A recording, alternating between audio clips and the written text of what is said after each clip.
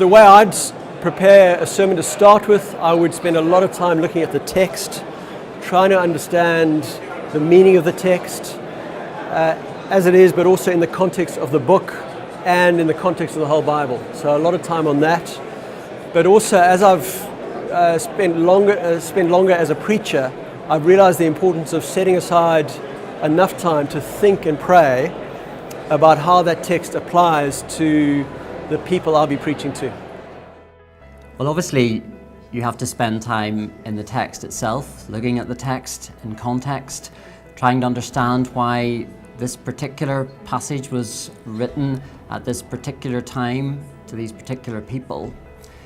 But as well as that, we need to see also how the connections can be made into our society and to the people to whom I'm seeking to preach.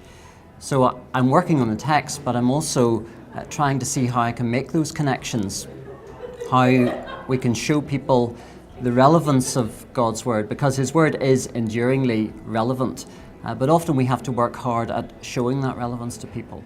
Well, I start by reading and rereading the text itself. I don't have Hebrew, but in the New Testament I'll read it in Greek and check different translations. And then I start working out, what do I think is the main idea? How could I sum this up in one sentence? What did the author really want to say if we're going to just make it really concise and boil it down? What's at the heart of this text? And I write that sentence down, and then I start working out how I can break that down into sort of bite-sized bits, and then I have a sort of basic structure. Then I go look and see what others have said when they've preached on that text. And then I start thinking through, with that summary and with that structure, how should this text be applied to someone who doesn't believe in God or in Jesus, and to someone who does.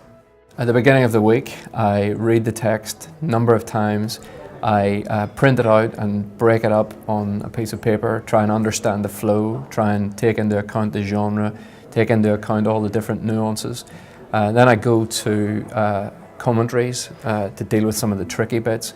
And then as I get a structure and think about how I'm going to explain it, I then try and think deeply about application, how I'm particularly going to bring that text to bear in the context of the local church, and then more widely in the different contexts after that, how it applies to our culture, how it applies to our specific place in London where we are, and how it would apply more broadly in the world. I prepare my sermons over 4 mornings. The first morning I give myself to working on the text, just the text, trying to understand what it's saying. As Luther said, beating my head against the text until it yields. The second morning I look at the commentaries to see what others have said about the text. On Wednesday morning, the next morning, third morning, I put some sort of a skeleton together, an outline together, and on the fourth morning I write it up, full text. With blood, sweat and tears, quite frankly, I prepare my sermons. So, doing the work of preaching and preparing a sermon, for me, is a very challenging task and yet immensely rewarding.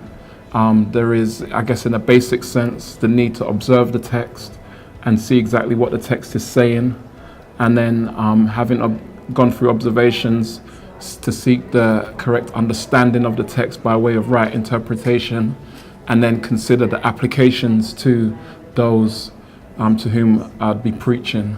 And so I guess in a summary form, they're the kind of 3 main stages: observation, interpretation, and application. And then from there, constructing that into what would be a message that is able to be connected to people.